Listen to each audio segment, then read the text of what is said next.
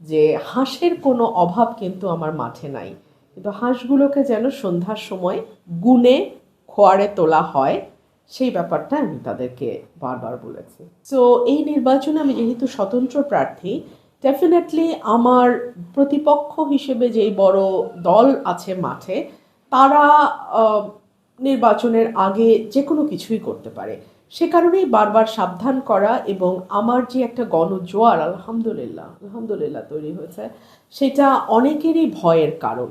So সে কারণেই আমি আমার নেতাকর্মীদের বারবারই সাবধান করি যে হাঁসের কোনো অভাব কিন্তু আমার মাঠে নাই, কিন্তু হাঁসগুলোকে যেন সন্ধ্যার সময় গুনে খোয়ারে তোলা হয়, সেই ব্যাপারটা আমি তাদেরকে বারবার বলেছি।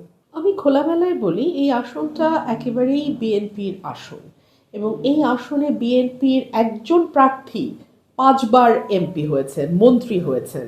তারপরেও এই আসনের ন্যূনতম উন্নয়ন না হওয়ার অর্থ এটাই দাঁড়ায় যে মার্কার চেয়ে ব্যক্তিটি কেমন, সেই ব্যক্তি এলাকার উন্নয়ন করবেন কিনা সেটা ভীষণ গুরুত্বপূর্ণ। এবং সে কারণেই এইবার কিন্তু এলাকায় যেই জোয়ারটা আপনারা দেখতে পাচ্ছেন, সেটা কিন্তু মোটামুটি মার্কার বিপক্ষে গিয়ে একটা জোয়ার।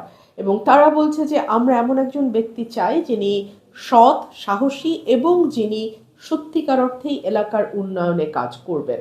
তো সে কারণেই কিন্তু মানুষের মধ্যেও একটা বিরাট পরিবর্তন তাদের মনোজগতে আমি লক্ষ্য করছি।